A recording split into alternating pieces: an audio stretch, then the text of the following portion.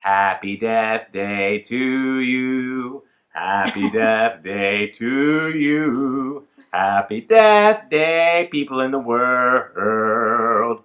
Happy Death Day to you.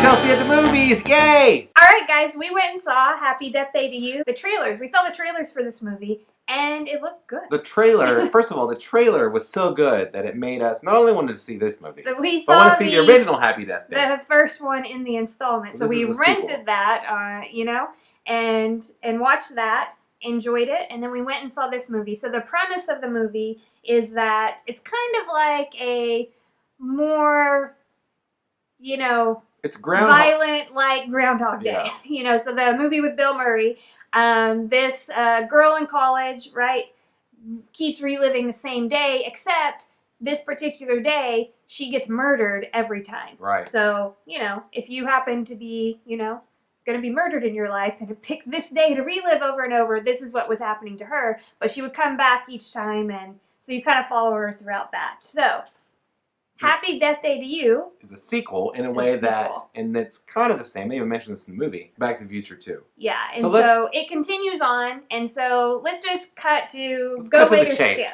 All right, this movie. I thought long and hard about this, and I've decided to say, go see this movie. And I'm going to tell you to go see this movie, but first, to watch the original movie. If you haven't seen Happy Death Day, go see that movie, and then go see this movie. It's smart, it's funny, it reminds me of a cross between Groundhog Day and Back to the Future, like we already said, but also it reminds me of the movie Scream or I Know What You Did Last Summer, and I enjoy those kinds of movies when they're done well. These movies are done well, and I enjoyed it, so go see it. I would say wait. Although I enjoyed the first installment in this movie, Happy Death Day, more than this one. Felt like they kind of dropped the ball with this one. Spoilers! Spoilers! Spoilers to you. So I cannot believe they tied this movie into the Marvel Universe with Thanos. Like, I did not expect them. Like, you're watching the movie and halfway through it, people just start disappearing and you're like, what? And then Iron Man shows up. It's crazy. So in the first installment of this series, it's the time travel element, right? Like, she's reliving the same day over and over. We don't know why this happens or how it does. It's actually something it's never explained in the first installment. In this movie, they do explain it. So I really like that. I was like, okay, they were smart.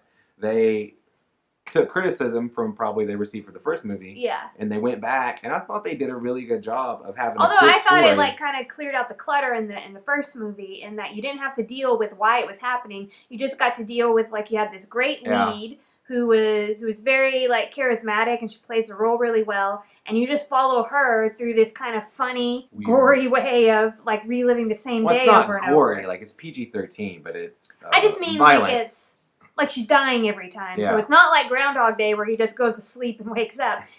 She's being murdered. She goes to sleep in the morning. Or intentionally, kills herself to end the day. So in that way, it's just a little rougher.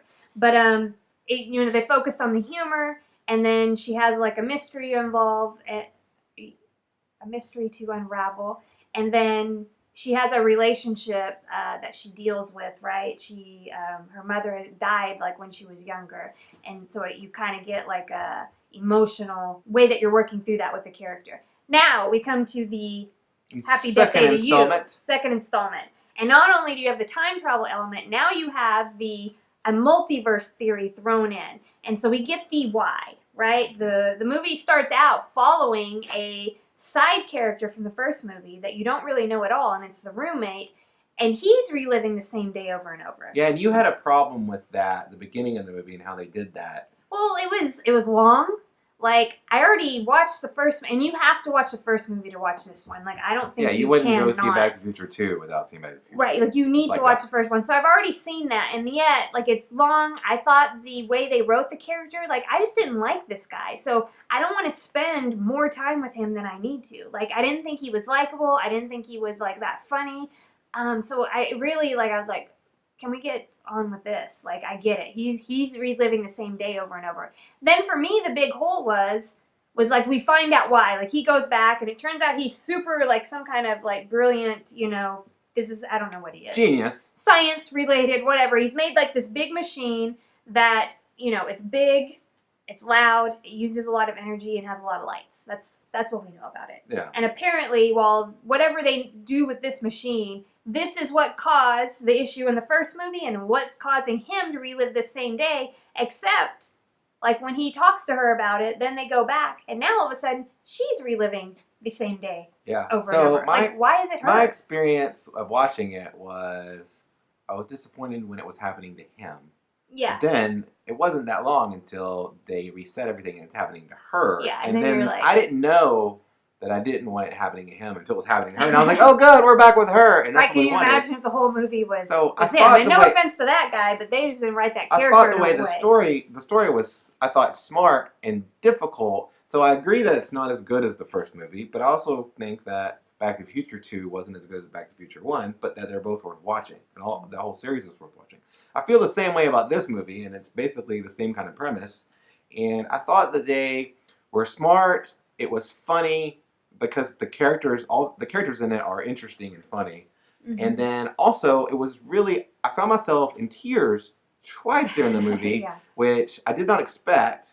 And I think anytime you can pull all that range of emotion off, and I was never bored in the movie. I was always interested in what's going to happen.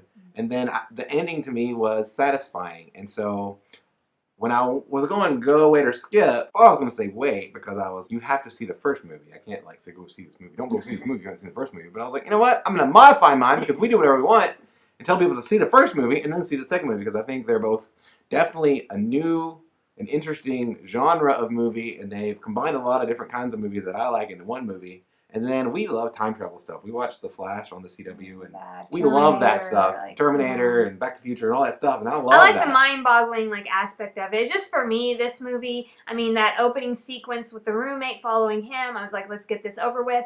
And then when it switched to her, we went through some of the day, right? Reliving the day, and I thought the jokes were flat. I thought it didn't work, and I was bored. I was like, I really don't like this.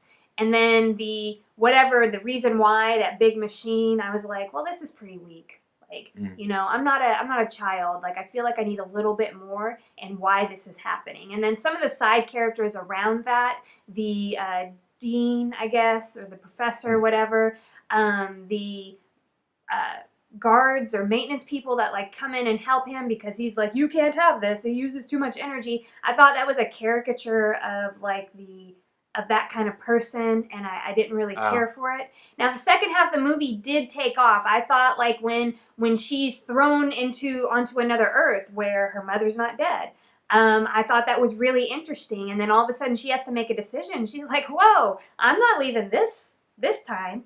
I'm staying here because my mom's here. And then, she does, you do, tear up because she learns, why she needs to be, right where she's at and why that's important.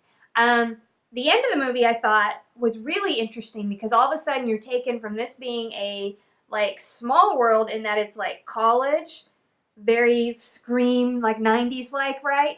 And then at the end, they bring in a big government agency, and all of a sudden this has room for, and this is a mid-credits scene, this has room for expanding into more of it reminded me of 90s again, but Men in Black kind of, where you have a government agency and they need to test this and what's going to happen. And so, So to me, it was just a movie kind of split down the middle where the front half, it left me so disappointed that I was like, well, what are they going to do with the rest of this series, and do I even care?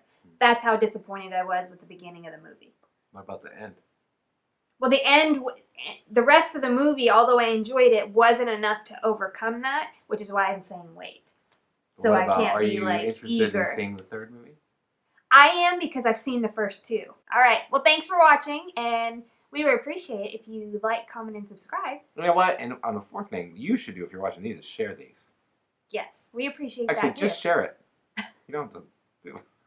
Well, yeah, we want the comment, and subscribe because it helps the channel grow. Well, while you're in the giving mood, just go ahead. If you just want to drop secret gifts off at our house, we don't need to know who you are. We don't need to meet. This is in person. This is spiraling out of control. Going back to the part where she ends up in a world where her mother isn't dead. like in an alternate universe. Sometimes I wonder, like, if I ever woke up in an alternate universe where I wasn't dead on the inside.